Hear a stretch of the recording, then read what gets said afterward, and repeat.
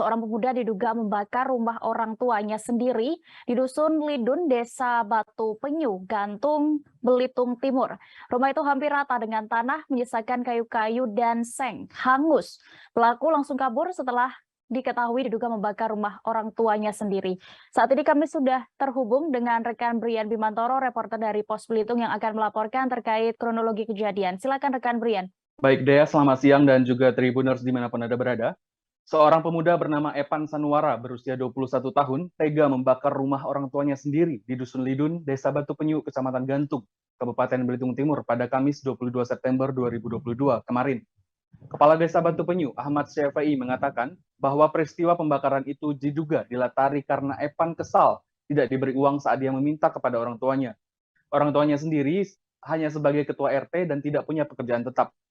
Selain itu, Dea dan Tribuners, Ahmad Syafai juga bilang, dikabarkan bahwa Evan akhir-akhir ini tengah mengonsumsi obat Mextril secara berlebihan, sehingga membuat emosinya tidak bisa dikontrol.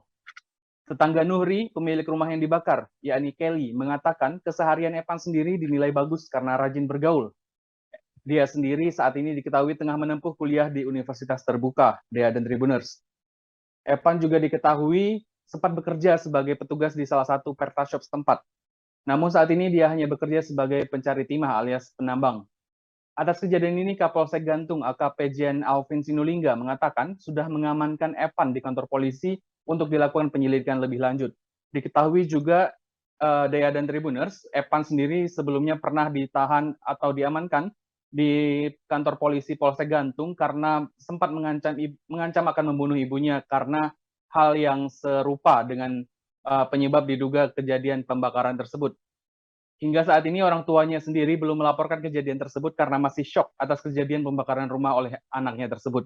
Dea dan Tribuners, dari Gantung, Belitung Timur, Brian Bimantoro, wartawan Pos Belitung, melaporkan. Kembali ke studio, Dea. Baik, terima kasih rekan Brian. Selamat bertugas kembali.